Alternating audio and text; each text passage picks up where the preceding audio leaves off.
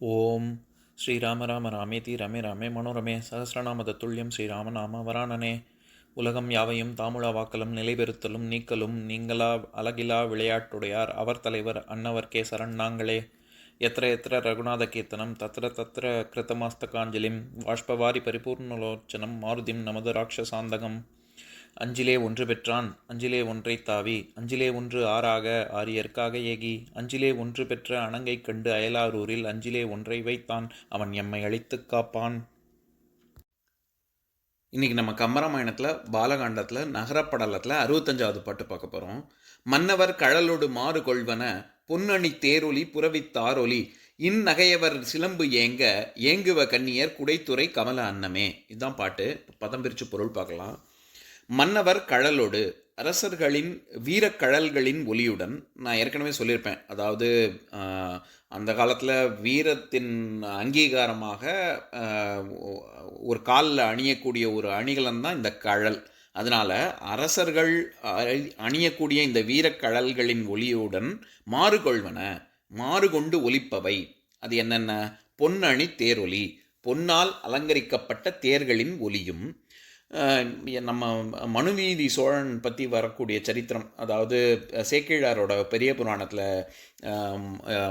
அமைச்சர் அரசனோட வாதிடுவார். அதாவது கண்ணுக்குட்டி குறுக்க வந்துடுச்சு, ஆனால் தேர் ஒலி அதுக்கு கேட்கல, அதனால இளவரசன் என்ன பண்ணுவான், அது கண்ணுக்குட்டியோட தப்பு அப்படின்னு சொல்லி அமைச்சர் வாதிடுவார்.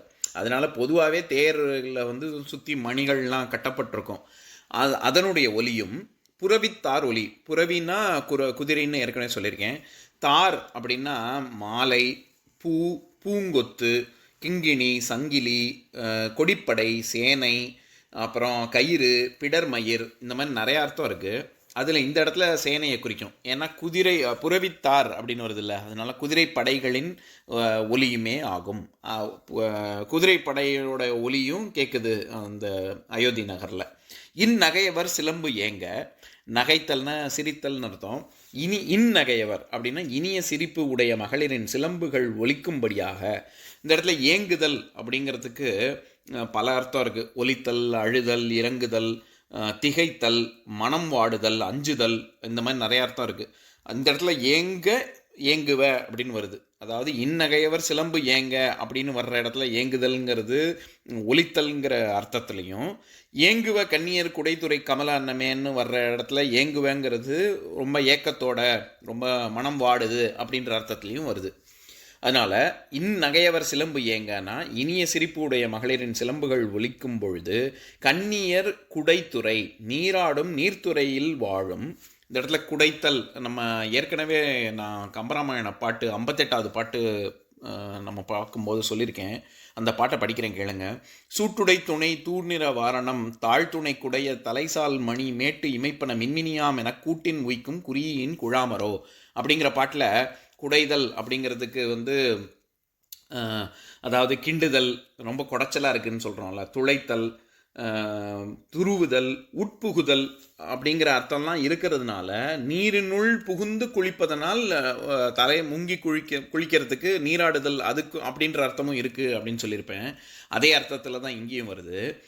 கண்ணியர் குடைத்துறை கமல அன்னமே, நீராடும் துறையில் வாழும் கமல அன்னமே ஏங்குவ. தாமரையில் உள்ள, கமலம்னா தாமரை, தாமரையில் உள்ள அன்னங்களே ஏங்குவனவாம் அப்படின்னு சொல்கிறார். இப்போ நம்ம இந்த பாட்டில் இருக்கக்கூடிய நயங்களை பார்க்கலாம். மன்னவனுடைய என்னென்ன மாதிரியான ஓசைகள் இந்த பாட்டும் 13, நான் மொத்தம் சொன்னேன்ல 13 பாட்டு அயோத்தி நகரத்து மக்களின் மகிழ்ச்சியை பற்றின வர்ணனன்னு, அதில் கடைசி இறுதியான 13வது பாட்டு இதுதான். என்னென்ன மாதிரியான ஒலிகள்லாம் ஒலிக்குது அப்படின்னு சொல்கிறாரு. அதில் பொன்னணி தேரொலி, புறவித்தாரொலி, மன்னவர் கழலோடு மாறுபட்டு ஒலிக்கின்றது, அதை தவிர சிலம்பொலி ஆகிய ஒலிகள், இது எல்லாமே அந்த நகரத்தில் ஒலிக்குது அப்படின்னு சொல்கிறாரு. இப்போது இதுக்கும் மகிழ்ச்சிக்கும் என்ன சம்மந்தம் அப்படின்னு கேட்டால், அந்தந்த ஒலி எழும்புதில்ல, அந்த எழும்பக்கூடிய இடத்தின் தன்மையை அவர் விவரிக்கிறார்.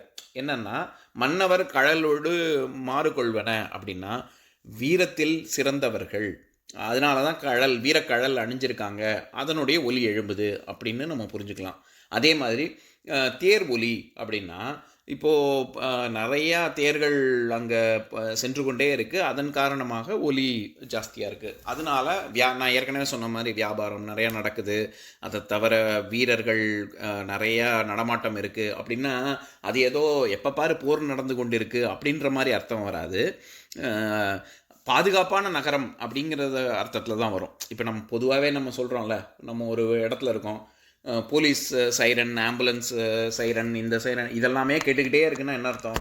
ஏதோ போலீஸ் வந்து யாரையோ திருடர்களையோ அல்லது ஏதோ ஒன்று ஒரு காரியமாக அவங்க வேலைக்காக போயிட்டே இருக்காங்க அப்படின்னா அது ஒரு பாதுகாப்பான நகரம்னு சொல்ல முடியாது. ஏன்னா அடிக்கடி ஏதோ ஒரு பிரச்சனை வந்துக்கிட்டே இருக்குது, ஆம்புலன்ஸ் சைரனும் கேட்டுக்கிட்டு இருக்கு அப்படின்னு. ஆனால் இந்த இடத்துல போர்க்குரல் எழுப்பி படை வீரர்கள்லாம் போல, அப்படி போனால் தானே எப்போ பார்த்தாலும் போர் நடக்குதுன்ற அர்த்தமாயிரும். அப்படி சொல்லாமல் இவர் என்ன சொல்கிறாரு, சாதாரணமாக குதிரை படைகளுடைய சத்தம் கேட்குதுன்னு மட்டும்தான் சொல்கிறாரு. அப்படின்னா அங்கே ரொம்ப பாதுகாப்பான ஒரு இடம் அப்படின்னு. இதை தவிர இந்நகையவர் சிலம்பு ஏங்க, இதை தவிர சிலம்பொலிகள் கேட்குது. அந்த சிலம்பொலிகள் எதுக்கு நடுவில் கேட்குது? அவர்களுடைய சிரிப்பின் ஓசைக்கு நடுவில் கேட்குது. அப்படின்னா ரொம்ப மகிழ்ச்சியின் வெளிப்பாடு தான் இது. இதெல்லாம் அந்த சிரிப்பெல்லாம் பார்த்துட்டு அன்னமே ஏங்குவ, அதில் அன்னமே அப்படிங்கிற ஏகாரம் பிரிநிலை ஏகாரம், அதாவது அன்னங்களே ஏங்குது அப்படின்னா பார்த்துக்கோங்க, மற்றதை பற்றி சொல்ல வேண்டியதில்லை அப்படின்ற பொருளில் வருது. ஏன் அன்னத்தை சொல்கிறாரு அப்படின்னா, அதாவது அன்னங்கள் பொதுவாகவே அன்ன நடை அப்படின்னு சொல்லி அன்னங்களை தானே நடைக்கு நம்ம உதாரணமாக சொல்லுவோம். அப்பேற்பட்ட அன்னங்களே அப்படிங்கிறதுனால ஏகாரம் வருது. அது அந்த அன்னங்கள் என்ன நினைக்கிதான், அடடா நம்ம வந்து எவ்வளோ அழகாக இந்த மகளிர் நடக்கிறாங்க, பெண்கள் நடக்கிறாங்க, அவங்களுடைய சிலம்பொலிலாம் எவ்வளோ இனிமையாக இருக்குது, நமக்கும் அந்த மாதிரி ஒரு சிலம்பு இருந்தால் என்ன அப்படின்னு அன்னங்கள் இயங்குகிறது தான் இவர் சொல்ல வர்ற கருத்து. அதே மாதிரி குடைத்துறை அப்படின்னு சொல்கிற இடத்துல அது வினைத்தொகை. ஏன்னா 3 காலத்தையும் குறித்து வரும். அதாவது குடைந்த துறை, குடைகின்ற துறை, குடையும் துறை அப்படின்னு. அப்போது அந்த நீர்த்துறைகள் எல்லாமே, படித்துறைகள் எல்லாமே எப்போவுமே ஒரு மக்கள் நடமாட்டம் மிகுதியாக இருக்கக்கூடிய தன்மை கொண்டது அப்படின்றத சொல்ல வர்றார். நம்ம ஏன் இந்த வினைத்தொகைங்கிறது அந்த இலக்கண குறிப்பு ஏன் தெரிஞ்சுக்கணும் அப்படின்னா, அதாவது முக்காலமும் அது ரொம்ப நடமாட்டம் இருந்து கொண்டே இருக்கும் அப்படிங்கிறதையும் அந்த இலக்கண குறிப்பின் மூலமாக தெரியப்படுத்துகிறார். இப்போது 155வது பாட்டில் நம்ம இப்போ 2 பாட்டுக்கு முன்னாடி பார்த்தோம். அதாவது ரவியின் சுடர்மணி இமைக்கும் தோரணம், தெருவினின் சிறியன திசைகள், சேன்விலங்கு அருவியின் பெரியன, ஆணை தானங்கள் பறவையின் பெரியன, புறவித்த பந்தியே அப்படிங்கிற பாட்டில் சுடர்மணி அப்படின்னு தோரணம் ரவியின் சுடர்மணி இமைக்கும் அப்படின்ற இடத்துல சுடர்மணிங்கிறது வினைத்தொகை. அப்போது அந்த நகரத்து தோரணங்கள் சூரியன் போன்ற சுடர்மிகு மணிகளால் ஒளிரும் அப்படின்னு மட்டும் சொல்லாமல் சுடர்மணி அப்படிங்கிறது வினைத்தொகை அப்படின்னு சொன்னால் என்ன அர்த்தம்? எப்பொழுதுமே அந்த சுடர்மணி மணி வந்து சுடர்மிக்கதாக 3 காலத்துலேயும் இருக்கும் அப்படின்னா எப்போவுமே அங்கே மகிழ்ச்சி பொங்க ததும்ப இருக்கும் அப்படிங்கிறத இந்த இலக்கண குறிப்பின் மூலமாக நம்ம தெரிஞ்சுக்கிறோம். அதுக்காக தான் இந்த வினைத்தொகை அப்படின்னு சொல்கிறேன்.